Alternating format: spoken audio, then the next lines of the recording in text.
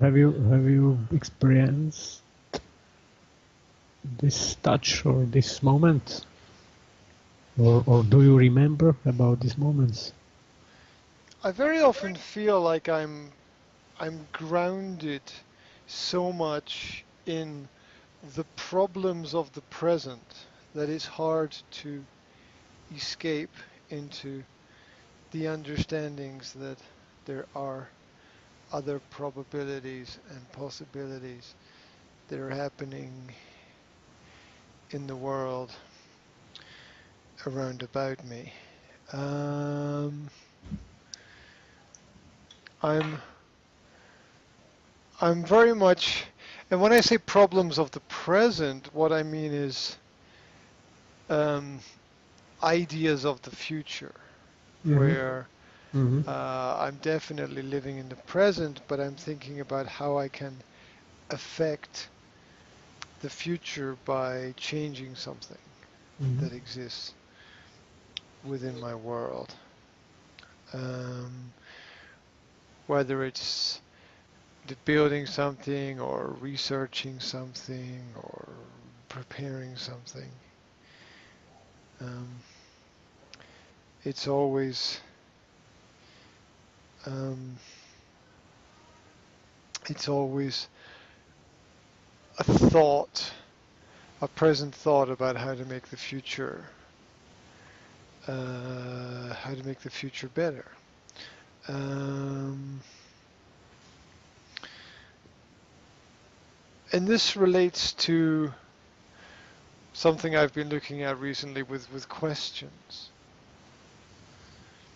which is that it's very important in every situation to be able to ask the right questions. And it's very hard to define what the right question is, but the right question will lead you to the right answer. But as we don't know very often exactly what answers we want, it's very hard to know which questions are the right questions to ask. And it doesn't have to be a physical question, it can be the question of an experience that we have. Because the questions that we ask ourselves affect our state of mind. Um, you can ask yourself, for example, if anything happens, you can ask yourself, why did this happen?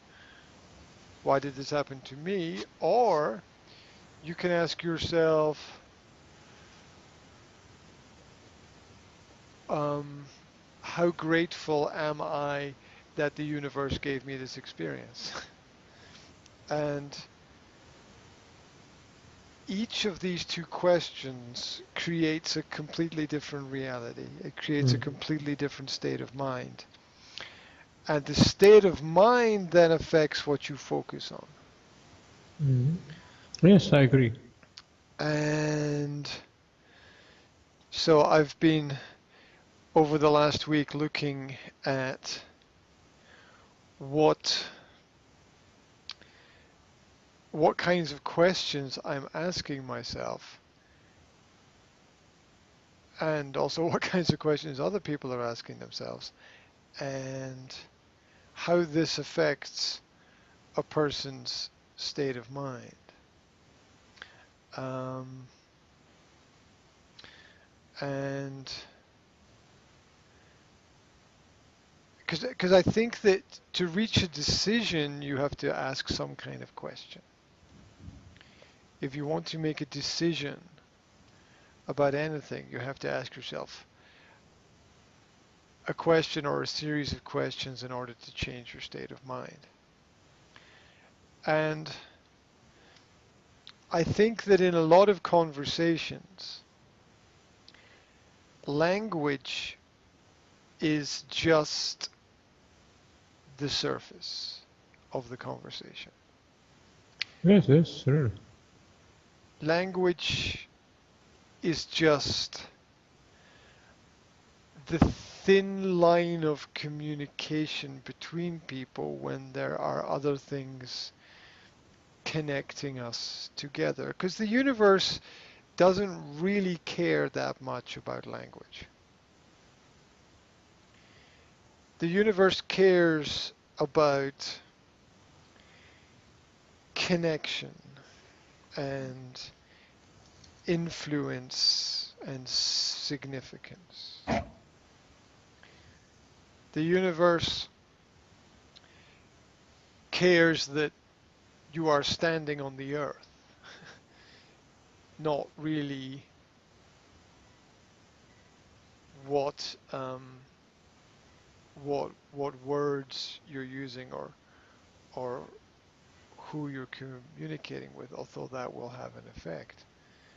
And so the question is the key to balance in the process of understanding. And one of the best questions to ask, I think, is what is happening here? What is happening here? Why is it happening?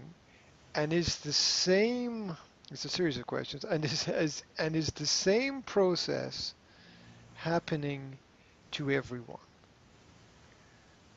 Is everyone on the same level? Is everyone on the same frequency, or are there different processes happening?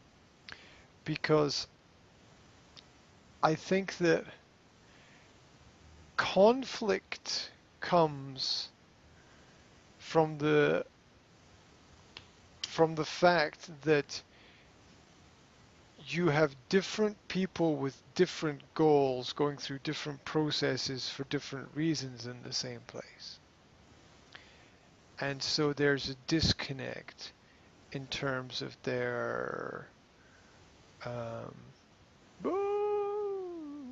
your camera is back. It's back. Don't touch it. Don't touch. Oh my God, it's disappeared again. Appeared or disappeared? Don't. No. Here, yes. Yes. Yep. That's. Go. Okay. This is the. It may work now, I think. Yes. Can you see me? It works. It works. This is okay. a thread, a thin thread of technical reality, connecting us through the fabric of the universe. Okay. Sorry. So, let's repeat the series of right questions. The first was, what is happening now, here and now? Yeah. What is happening here? Here. And what now. is happening? Yeah. What is happening here? And then is everybody having the same experience? Are we all experiencing? The answer on the second question is very, very clear. No. No. Okay. Then the connection and the separation are important in terms of definition. Definition requires that we connect things together and yet separate them. For example, language connects things together, but different words separate things. Yeah, so we can use language to talk to each other and to share ideas, but the words themselves give us different things. Nouns are different from verbs. Different nouns are different from each other. And so the understanding how things are connected and how they are not connected affects this reality, our perception, and the next step that we will take. Let me give you a practical example of this. Yeah. So in order to observe this as clearly as we can, we have to take a step back. And the step back means we have to try as much as possible to remove ourselves from the conversation. So you can do this in any conversation when you are just being silent. Just being silent in the conversation gives you an opportunity to take a step back. Then you can observe the communication that's happening. You can observe the words. You can observe the body language. You can observe the eye movements. you can observe the dynamics, and you can see if there is a common dynamic within the conversation, within the communication, or not. You can see very clearly if there's a quest for dominance in the conversation and communication. You can see very clearly if there are offers of help in the conversation. So the first example of this is where I'm trying to sell my house at the moment, and so some people came to view the house at the weekend. Oh, sorry. And And these first clients are completely out of play of game. yes, now. Yes. Yes. Because they have bought another property somewhere else. Oh. Oh, and as we discussed earlier, I'm richer because Yes. they Yes. didn't keep their promise, which which It is a was good. It was good deal for you. yeah, Finally. from that isolated perspective, the fact that Yes. you Yes. can actually make money from not actually doing anything at all is just bizarre. So Okay. Let's naturally continue. that would be an opening for some Malthusian business practice. But anyway, um, Now so you are trying to sell your property again. Yes. yeah, so let's go through the whole process of this because it's Yes. very Yes. interesting Sorry. about how realities affect each other. Mm-hmm. So let's have a look at the process here. Um, on Friday, I was planning my activities for the next 6 to 8 months. And I don't mean sitting down making specific plans and goals. I mean setting general long-term targets about where I think I can see myself in 6 months, 8 months, 10 months, in 1 year, and the daily steps that I need to make. And I was doing this, and I got a call from our estate agent, and the estate agent said, um, I have someone who wants to view your property. Can they do this now? And um, to to make a long story very short, they had already arranged to buy a property, but and had a reservation contract on the property, but the owner then decided to sell to somebody else, even though there was a reservation contract. And so now they're looking for a new property in the same area, and they came to our house. Now, when people visit your property and they want to get more information about the property, they're interested in buying the property, there are a specific set of questions that you would expect someone to ask. There's you expect people to ask about the water and the electricity and um, electrical wiring and building construction and the age of the house and maybe something about the materials there and previous owners and property rights and land registers, and you expect them to examine the walls carefully and the roof carefully and maybe look at uh, different pipes and how waste is removed from the house, and all these kinds of things. And these people were not really very interested in any of those things. But they were interested in buying the house. And so their perception of reality and my perception of reality were completely different. And so I sat at my kitchen table with these people, myself and my partner and the estate agent and this other group of people. And I listened to them all talking about the property. And the only thing that was clear to me from their discussion is that that nobody seemed to be having the same conversation.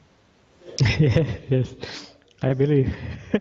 Yeah, so it's like my partner was talking about one thing, the estate agent was talking about another thing, the person who was interested in the property was talking about another thing, and the person came with their parents, and their parents were talking about something else. Yeah, this is typical situation in conversation more than two people. And I was sitting there quietly, and And uh, observe. I was listening and observing what was happening to try to understand the dynamic. What was the dynamic and what was the undercurrent of the conversation? What were the drivers of the conversation? What were the core principles and values that people had? And what were their strategies? I was looking for some kind of clear strategy in the way that they presented their information. And most of the process seemed like chaos. And at a few points in the conversation, people looked at me. And my only response was, is there a question that I need to answer? And sort of everyone looked at me and said, well, no. I said, oh, okay, please continue. Right? If there's no question that I absolutely need to answer, there's no reason for me to participate in the conversation. I am just I'm affected, but I'm just an observer here. And I was sure that all of the words were like the surface of the water, and that around the conversation there were deep undercurrents of movements of other things, of emotions that were happening. And they were very powerful, but as always invisible, because we always have a problem defining and understanding the invisible characters of the universe. And so and so I was I was reflecting all the way through the conversation about what is the driver, what is the goal, what is the motivation, what is the strategy, and there seemed to be everything seemed to be driven by something that nobody wanted to talk about that wasn't there. Hmm. And that was my emotional takeaway from from the conversation and the meeting, that um, that we operate in the same reality but on different levels. And if you can transcend the uncontrollable reactions and ascend to what I would call a level of gratitude and and thankfulness for existence and opportunity, then there is a great possibility to rise above your own levels of understanding about how things work. And this is done, as I said, by asking yourselves asking yourself the right question, and beginning with what is happening here? What are the players? What are the key points? Can I imagine in my head some kind of, if I can escape the idea of language, escape the idea of physicalities, and imagine some kind of dynamic presence in the situation? How is reality then affected by the dynamics? And when you are centered and when you are in your inner peace and in your stillness, the answer for this essential question comes immediately. You you are immediately able to know what is happening, but you must be centered. You must be in stillness, in gratitude, in the state of gratitude and thankfulness to the universe. And this is the essential state for perception of real truth. You're right. I agree absolutely with you. And then, if we understand the dynamics, if we understand that there is flow in everything, there's a certain level of movement in everything, then we begin to understand how we can change things, how we can influence things. And there's another key word, influence. Influence. Because in commonly refers to a place. When we talk about things being in time, we're referring in essence to place. So also say in love, as if love itself is a place. And we've got this influence, the fluence or the flow of things. How do we understand those dynamics? Now we add to that we can only understand the dynamics if we can in some way sense, feel or observe the dynamics. And we can only understand the dynamics. But I'm afraid that we are the only chance how to influence the reality, and this chance is to flow with the reality. Well, yeah, well, that's where a lot of principles come from. That's why the mainstream principle. I mean, I don't think you can go against the mainstream of things. That if everything is going in a certain direction, to fight against that direction, to resist that direction is questionable. Of course, it depends on the individual situation. But the point I want to get to is that to have influence, we, on a basic level, now I would say there's a higher level, but on a basic level, we need proximity. We need a certain closeness to what is happening. It is very difficult to affect or to influence or to cause effects in something in places where we are not, which we can get into as one of the great powers of technology. But we need to be somewhere in place or time in order to have some effect on place or time. We can't generally exist nowhere. We have to stand in a certain position or come from a certain ideal. That's why there's a lot of strength in people who choose one way of looking at things. And there are classic examples with religion, when someone decides, oh, I'm a Christian, or I'm a Muslim, or I'm a Buddhist, and they find a certain strength because they've got something to stand on, although they're closing their mind. This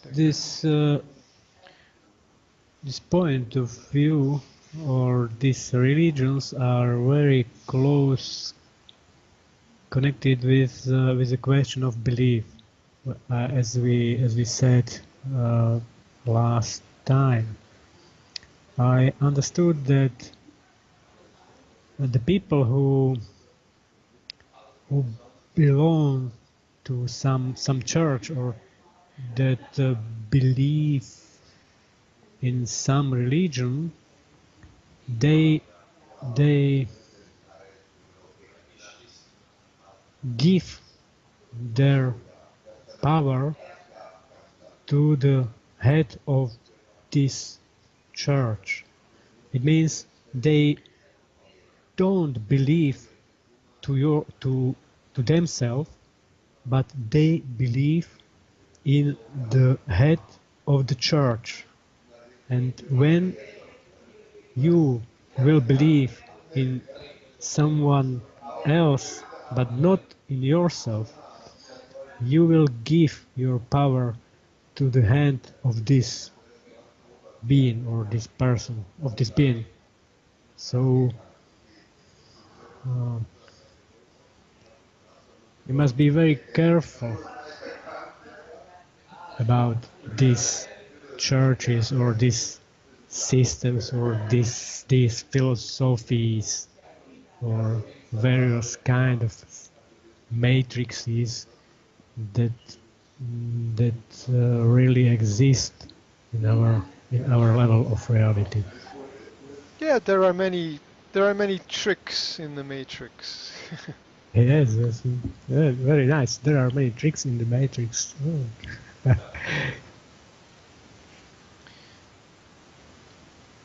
And if we understand one of the principles that we live within, the physics of action and reaction, and we wish to have some kind of influence on a situation, it's then necessary to understand the part we play in negotiation. Negotiation being how we actively choose to play a part in the theater of the physical world. And Until we play a part of this game. mhm, mhm. The first decision or the essential decision is if we want Feather to play some part in this game, or if we can choose and play other game, or we we we we may we may not play any game. We may be only here and now and be a observer, but this is the position of very highly development masters, I think.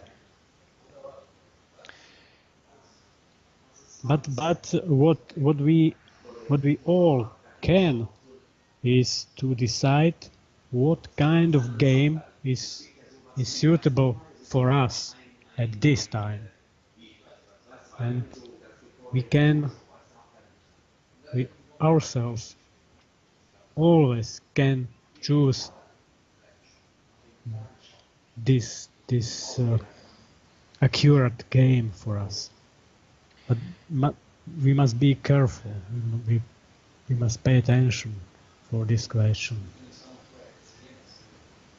Oh yeah, yeah, absolutely.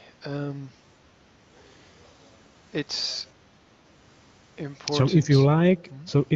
and if you want to play some game, it's good, but you must be very careful and you must pay attention. And again, or another question is, if you want to be a winner in this game, or if you want to be a loser in this game. Well, what I was describing about everybody sitting around the table talking was basically, what game is being played? Mm-hmm. What are the rules of the game, if there are any rules, and how are people playing the game? What is happening? And are people playing the same game or are they playing different games? There are very often games within games. So Almost always, I Yeah. think. So let me give you a second example. It's kind of related to this. Also happened at the weekend. So um, I walked out of my house. I went to get something from my car, and when I got to the car, there was a strong smell of something not very nice coming Hmm. down the street. So I decided to follow the smell and see if there was some problem somewhere. And so I followed the smell up the street, and um, I saw someone cleaning the waste from pipes under the ground, obviously from where their toilet goes into the sewer system, and all of this waste was coming out of the ground and going onto the road, and there was a big mess. And It was in Rastoka? yeah, yeah, it was in the village. Yeah. And so I thought, am I going to do something? Am I going to say something? And there was a man who was trying to solve this problem, and then I met one of my neighbors, and I said to him, come with me. Let's go in, because the neighbor could smell something was wrong, and I said, come on, let's go and see what the problem is. So with my neighbor, we walked up the road to where this man was trying to clean all this material from some hole in the ground. He had some machine. It looked like he was trying to pump this waste from one place to another place, and things were obviously not going very well. And um, the very first thing that my neighbor said was, I tried to remember his exact words because it shocked me. The very first thing the neighbor said was something like, there's a horrible smell that can be sensed all the way down the street from here. And he said it in a very unfriendly and aggressive tone. And my approach was completely different. My approach to the problem was, can I help you? That was my approach to the problem. So the neighbor started with this blah blah blah blah blah, sort of aggressive. What are you doing? Why are you doing this? Blah blah blah blah blah. And they had a conversation for a minute, and I just stood there. And when their conversation finished, the only thing I said was, "Can I help you with anything? Do you need some help?" And the person said, "No, no, I'm okay." I said, "Okay, well, if you need help, just ask. It's not a problem." And these two different approaches, the approach of aggression and accusation and blame, compared with the offer and acceptance that from my side show two completely different realities that are two different states. Oh, here's a good one for you, right? States of mind, states. We also call countries states, the United States. Why do we call a state a state? Why is a country called a state? Because it's a specific way of thinking. Yeah, It's a very nice. it's a specific way of thinking. It's a specific set of rules and ways and culture of doing things. And Specific way of perception too. yeah, it's a specific way of perception. In one country you can smoke marijuana and it's perfectly normal. You go over the border into another country, and it's a criminal activity, and you can go to prison for the rest of your life. So these are states, perceptions.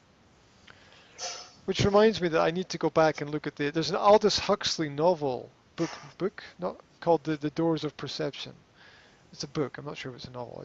It's a book called the Doors of Perception, and it deals with different perspectives on reality, and you know that a border is an imaginary line created by the border is something imagined into existence. It doesn't exist really on a map, but or on the Earth. When you look at the Earth, it's an some kind of arbitrary agreement. But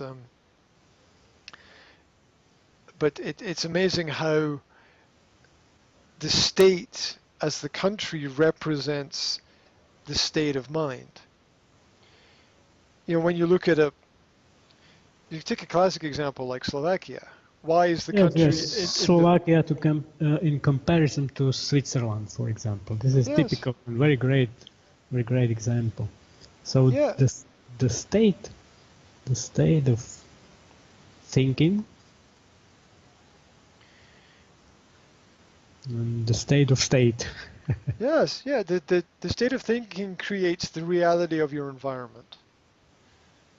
That's how I would express it. Your state of mind. And the important question then is how to control the states of mind. How to influence the states of mind. And so again, at the weekend, I was thinking through what are these people's states of mind? What kind of environment do they live in? What kind of world has been created around about them? Because I'm always fascinated by the principle of choice which is not acted upon. I'm always fascinated by that principle. Most people don't live in a physical prison, yet never seem to escape a very small reality geographically. And this is because their state of mind limits them. And I always express this in the same way. Anybody, anywhere, can get on any plane and go to any other place. Of course, you need money to do that, but you can either A, work for a while and save some money, or you can put something on credit. But you can escape certain states. Now, why is it people travel from one country to another country? Many different reasons. Migration, escapism. But basically, they are looking for a certain state. They are looking for a certain way of thinking. But this is typical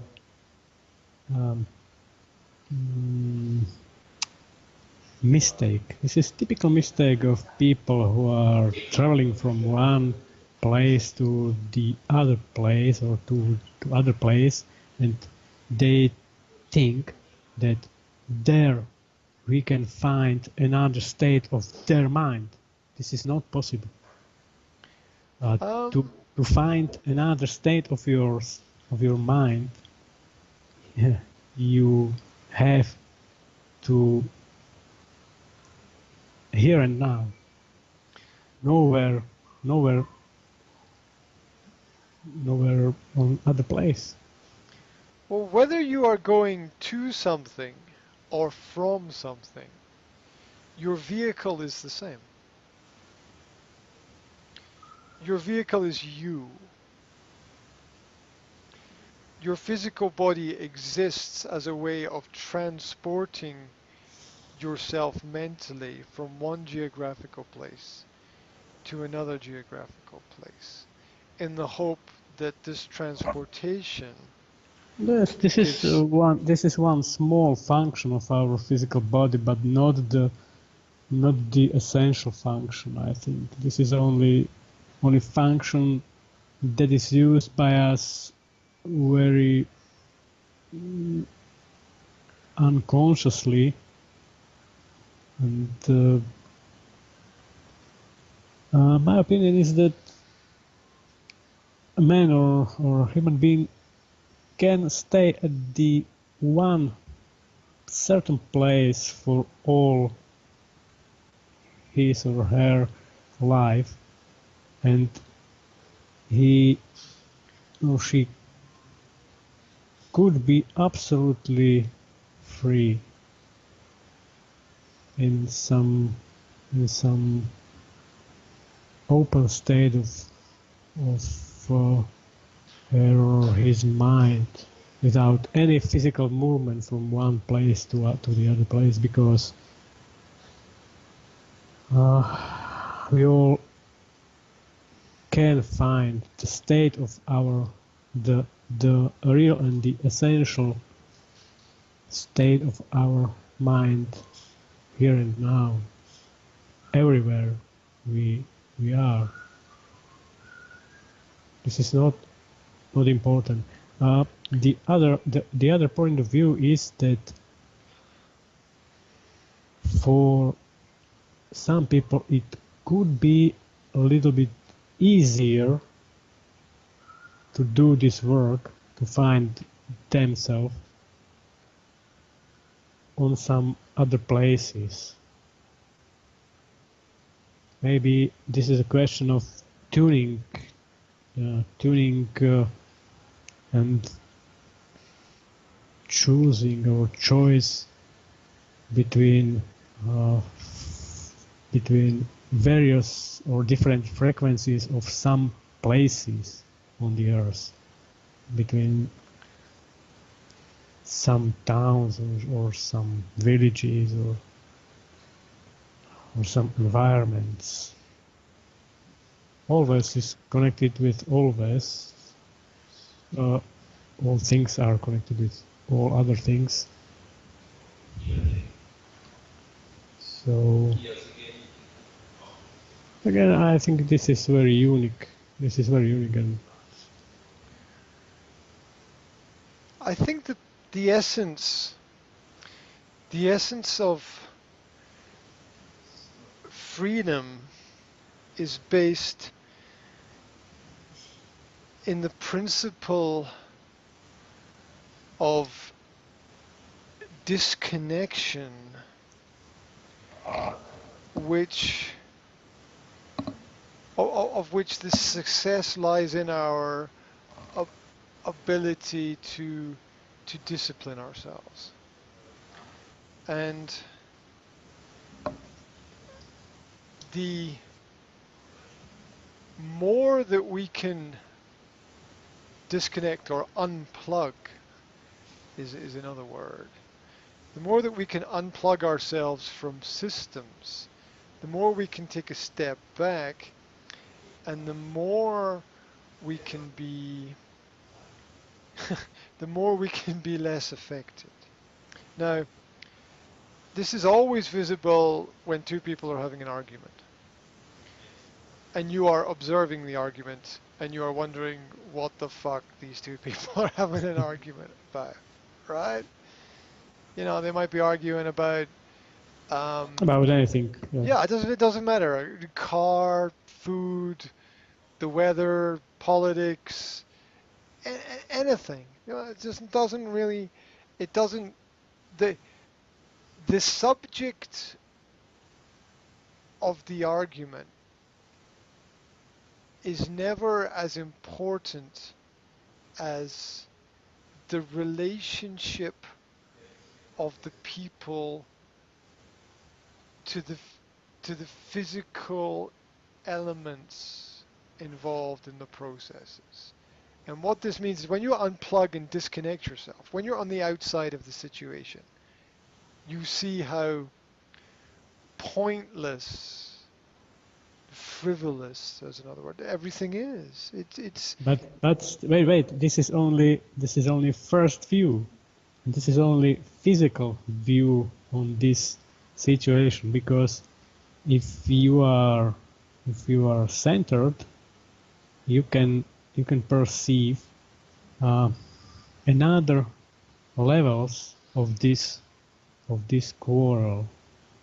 You can see another beings taking part in this process. You can see history and past experiences. You can see how they two persons dealt each other many times in the past on some invisible levels of this quarrel, because that moment of quarrel is only the top of an iceberg, and this iceberg under the surface, the iceberg is bigger and bigger, and the basis, the fundaments are much bigger as visible point of this quarrel. Yeah, that's what I was trying to describe in the conversation earlier. And the history is, for a lot of people, history is a map of where they are going. Yes, very nice. History is the map. Absolutely well said. Absolutely exactly said. History is a map. Yeah, I agree. It's worth to notice. History is a map. Because it very much helps us to understand where we are, and even more importantly, where we are going, if we are going anywhere at all. And these are observational questions that have been puzzling me personally, because everything is a personal journey, puzzling me personally for the last year, in terms of how do I make myself more free. And anything that fixes a person in one place is I think essentially negative, because if you look at the history of human evolution, it's been necessary to migrate, to travel. The tribal cultures have in essence been cultures which have moved, and yet civilization has tried to fix things in specific points. I'm not sure if there were positive influences on the development of our civilizations, these migrations and these wars and these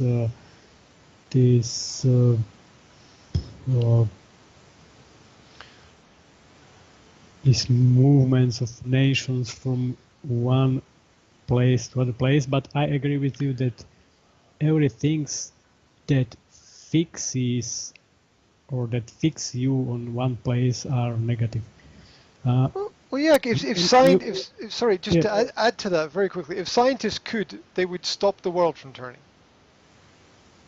because the motion of the world turning is out of our control and dangerous. So scientists could, they do that because they want to fix everything in one place. But the nature of the universe is flow and flux. Things need to move. That which cannot move is not free. But things are moving on one geographical place always. You never enter to the same river twice, and you can stay on the so-called geographically same place. So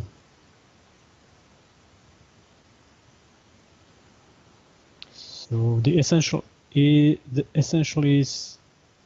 the things that you fix you on this place are negative, not staying at the place. But Yeah, it's that which destroys choice again. And specifically, I'm thinking about work. Work that I'm going to live here, and I'm going to work here, and I'm going to have my leisure activity here. And so for a lot of people, life becomes some kind of triangle or square of experiences that they don't get beyond. And it's an observation that's frustrated me where I have seen people who need to move on and they don't. And I think we all have observed people around about us who need to move on, to move forward, to grow, because that which does not move is dead. or waiting for that. Oh yeah, of course. Yeah. I know exactly what I know exactly what you're thinking about as well when you say that. But yeah, it's those people who have stopped or have given up already. They just decided that that's it. There's not going to be any more. I'm not going to go anywhere else. I'm not gonna move on. I'm not going to have new experiences. I'm not going to meet new people. Even And even even I'm afraid that this is regression or regress. yes, it's a step because backwards. because my opinion is that nothing can stay on the same place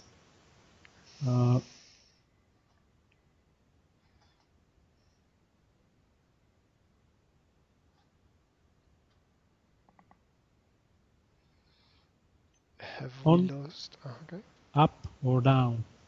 I think I'm afraid that it's not possible to stay on the same level because we live in dynamical universe, not in a statical universe. Yeah, dynamics, dynamism, dynamos, energy. That's as the universe is moving, we need to move with it, I think, and with it rather than against it. And this is something that I think goes against a lot of cultures are about keeping things the same, setting parameters, setting borders, and for humanity to progress, it's necessary to transcend all of those ideas, and we can't transcend it if we don't experience it. This is a sense of rules. This is a sense of artificial rules and laws to trap people in some and to fix them in some or some static position without movement, because if you are without movement, if you are without progress, you are willing to be controlled. Yeah, that which is static is easily controlled. And there are some games in the games created by rulers for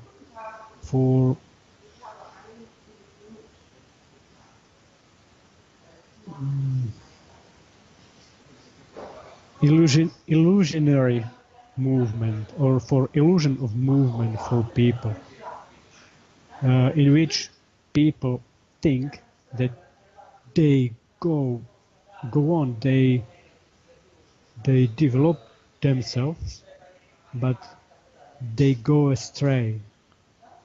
They are straying in some some games of the rulers of this level of reality. This is, I think this is the recent situation in our West civilization, that there are many games created in order to create some illusion of freedom, some illusion of movement, some illusion of development, even some illusion of spiritual development. But their meaning is to fix people and to trap them in some very sophisticated cages of illusion. Yeah, it's either to absorb people's power, or it is to remove from them an understanding of the direction that they need to go in. Because power without direction is completely useless. So if you have only power and no direction, it's essentially self-destructive. And if you have direction but no power, you can't influence anything. So a lot of the systems work on disempowering. Yes, this is another vital question: direction.